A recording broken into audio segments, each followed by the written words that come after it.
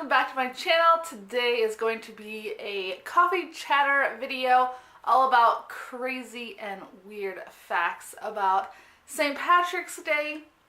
So, go grab your unicorn or coffee and come meet me back here. Alright, so we are going to jump into these weird, crazy facts about St. Patrick's Day, which happens to be on this coming Saturday. Alright, so we're going to jump on into these St. Patrick's Day facts. The first one is that Ireland's patron saint was in fact from Wales, and he was not Irish at all. And the reason why he ended up in Ireland is because he was promoting and introducing Christianity. So he really wasn't from Ireland, he was from Wales. The very first St. Patrick's Day parade took place in New York in the 1760s. That is fantastic. I love myself a good parade. I love watching parades on TV. I like going to our local parades. There's just something like so happy or brings joy like a parade. Like if I could have a parade for my birthday, I would probably. For many years, blue was the color most often associated with St. Patrick. Green was considered unlucky. St. Patrick's blue was considered symbolic of Ireland for many centuries, and the Irish presidential standard is still blue. So then where did the green come from? I have heard that the answer to that question is because he, which is St. Patrick, used the four-leaf clover, the three-leaf clover to teach Christianity and the Holy Trinity. So they associated green with him.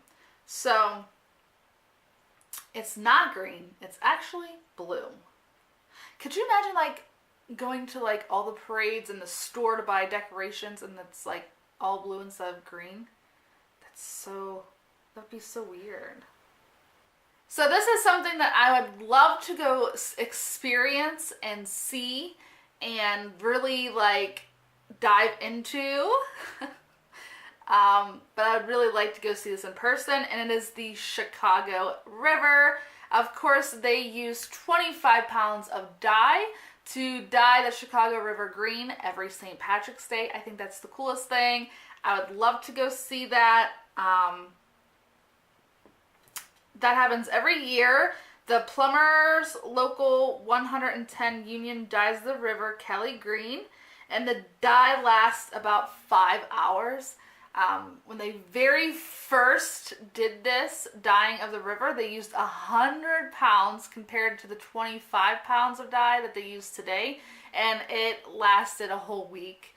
So that probably would have been cool also to go and check out. So this is an interesting fact. It says traditionally every year the Irish leader hands a crystal bowl full of shamrocks to the U.S. president. The shamrocks are grown in Kerry. They are immediately destroyed by Secret Service after the exchange. Why would they do that? I guess it could be bugged or something, or maybe a bomb of some sort.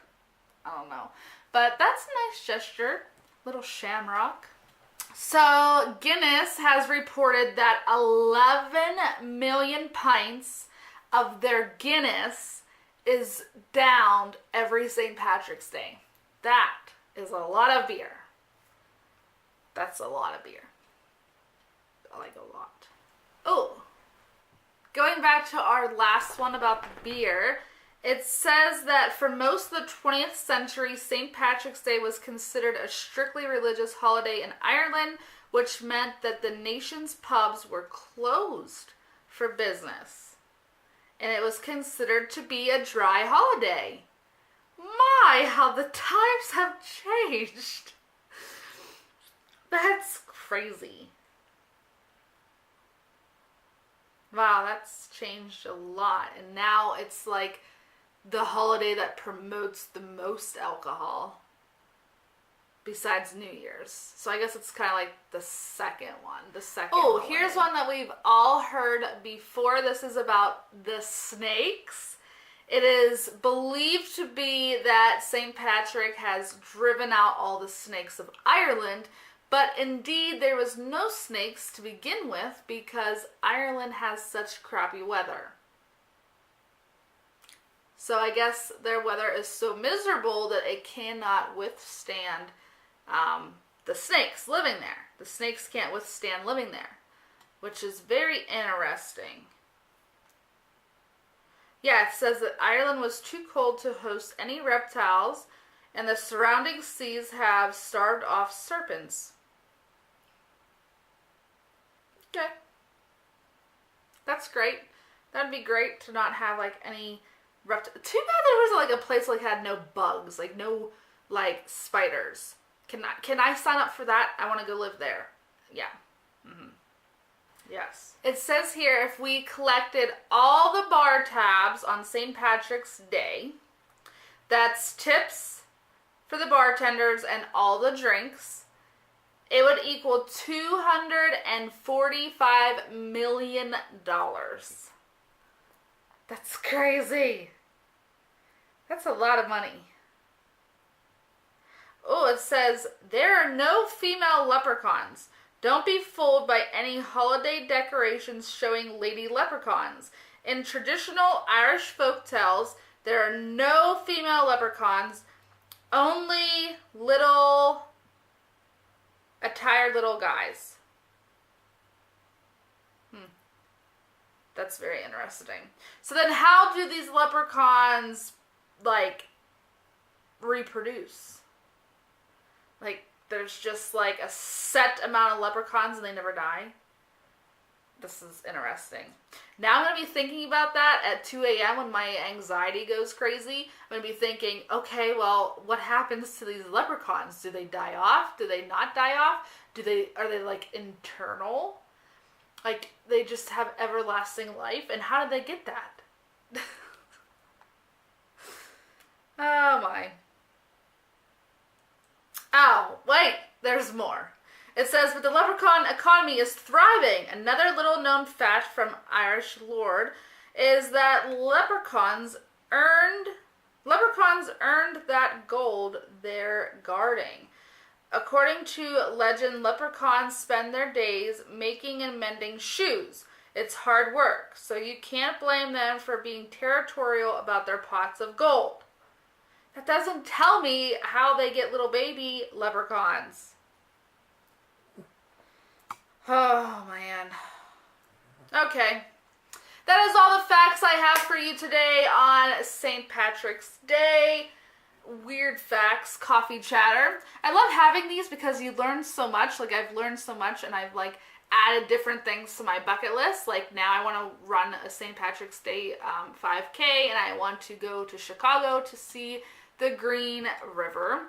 So I hope you enjoyed this. Let me know some of the facts that you have learned about St. Patrick's Day down below. Let me know your traditions and what you guys do for your holiday. And please have a safe and happy and fun St. Patrick's Day on Saturday, but please do not drink and drive.